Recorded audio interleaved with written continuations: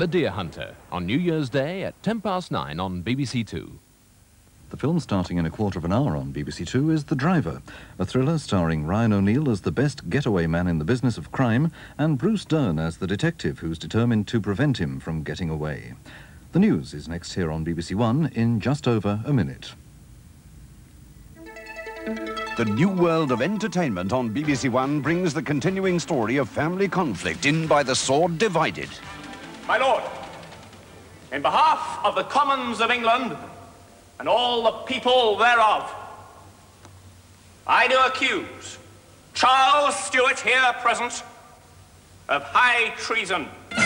The Civil War has taken its toll, and in these desperate times, desperate measures are needed. This court is but a cruel mockery of justice. You cannot defend it. This court is set up by the Commons of England, by Parliament. Parliament, Commons. There is no Parliament or Commons. These few that's left this rump are but Cromwell's journeymen, and you're one of them. The turmoil of a family torn by loyalties and a nation by the sword divided. Returning to BBC One next Sunday at 8:15.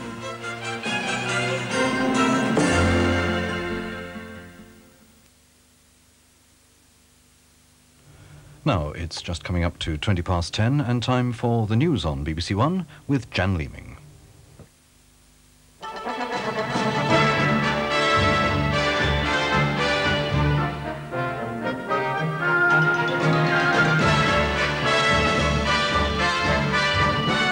The Chancellor says tax cuts will bring jobs in the new year, but his critics need some convincing. The tightest security ever at Sandringham, but it's all smiles from Anne and Diana. The Old Lady of Fleet Street, a double century for the Thunderer. And Zola Budd, back in Europe and back on form.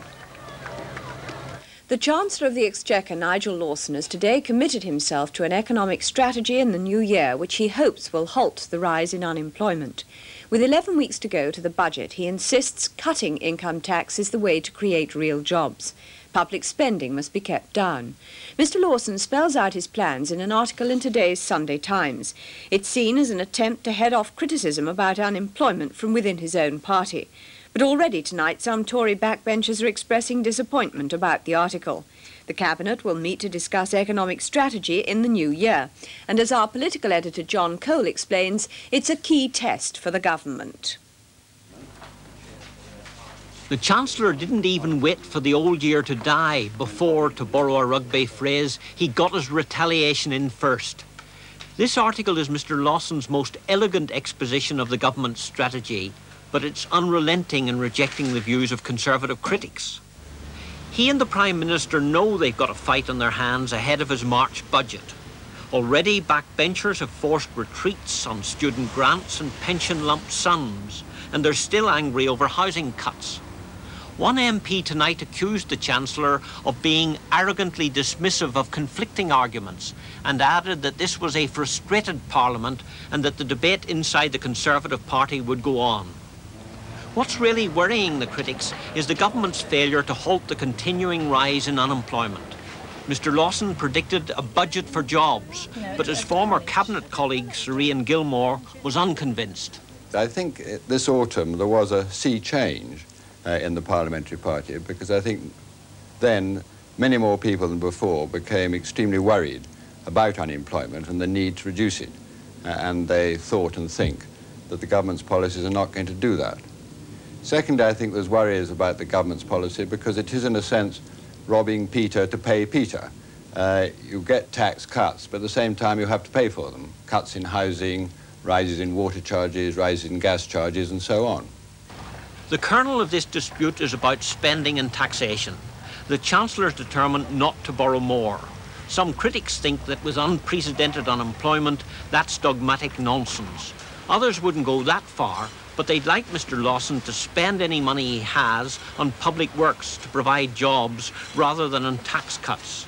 Mrs. Thatcher made clear her attitude to backbench critics when I interviewed her before Christmas. I spend a lot of time listening, Mr. Cole. A tremendous lot of time listening. Otherwise, I wouldn't get the messages I do. But if people come, it does not necessarily mean that you're automatically going to adopt what they say. Chancellors always bluff a bit before budget time. Mr Lawson's trying to deflate expectations by suggesting he'd be lucky to have £1.5 billion to spend in March. Some Tories believe there's likely to be £2 billion in extra oil revenue on top of that. But as well as the income tax cuts that have been trailed so often, the Chancellor will have to find money for a special package of unemployment measures now being cobbled together in Whitehall. Tom King, the Employment Secretary, is chairing a committee of ministers charged by Mrs Thatcher with finding jobs, particularly for the young. She's backing a proposal by Lord Young to withdraw benefits from school leavers who won't accept training places, but that'll only operate when the government's able to provide enough places. Critics regard this as another attempt to massage the unemployment figures. Now, although no minister is willing to forecast when unemployment will begin to drop, 1985 is now acknowledged to be the year, and unemployment the issue, on which this government will be judged. The Labour leader Neil Kinnock has called for a change in policy to create more jobs in his New Year message to his party.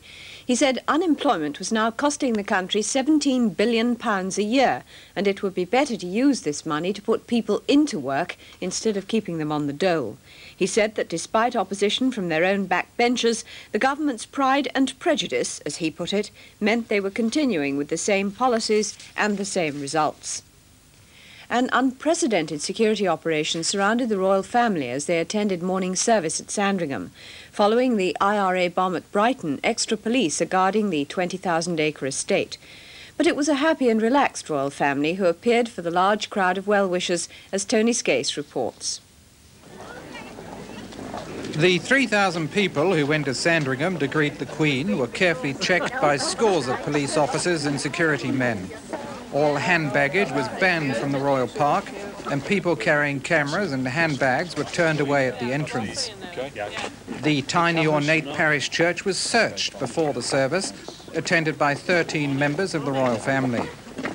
The Queen emerged from church, smiling and relaxed, with the Queen Mother. It was the first Sunday of a 6-week New Year's stay on their remote private estate in Norfolk. Norfolk Girl Guides presented the Queen with cards to mark the 75th anniversary of the Guides Association. When she was a teenager, the Queen herself was a Girl Guide, and the movement is still flourishing at Sandringham. Princess Anne and Princess Diana chatted happily on the church steps, clearly now the best of friends after reports of a rift when Princess Anne missed the christening of Prince Harry. So the old year ended on a cheerful note for the royal family, gathered together at Sandringham for the traditional festive occasion. Tomorrow night they'll all join in celebrations in the ballroom of Sandringham House to see the New Year in.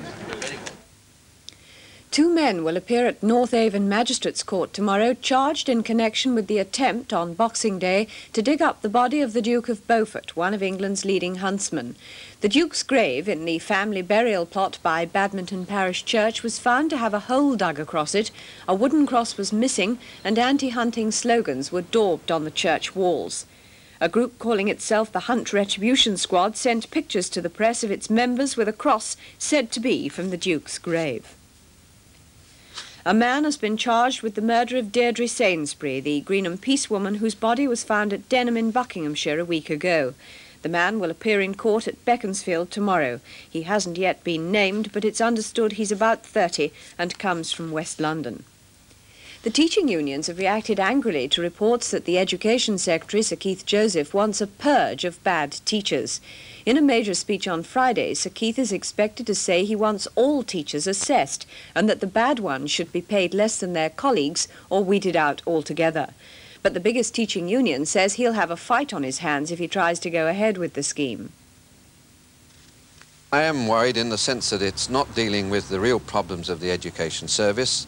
To suggest, as Sir Keith does from time to time, that there are a substantial number of incompetent teachers is grossly to mislead the public. I noticed there was a recent survey in the journal Education which indicated that we're talking of a problem of well under 1% of the whole profession, well below that. What Sir Keith is trying to do, of course, is to divert the public's attention from the effects of his own policies on the schools, and the inspector's reports make it quite clear that the main problem is one of resources, one of morale, and that problem of morale won't be solved by the problem of threatening assessment.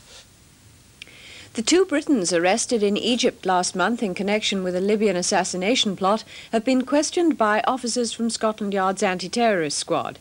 It's thought they were asked about explosions aimed at Libyan targets in London. The police may try to extradite the two men from Cairo. The Egyptians allege that the Britons, along with two other men, were a hit squad hired by Libya. Their target was former Libyan Prime Minister Abdul Hamid Bakush. The Egyptians foiled the attempt and sent the Libyans fake photographs to trick them into believing it was successful. One of the men, Godfrey Shiner, was then escorted to a bank in Cairo to pick up their fee from the Libyans. The other Briton involved was Anthony Gill from Colchester. He's said to have told the Egyptians about other Libyan plots.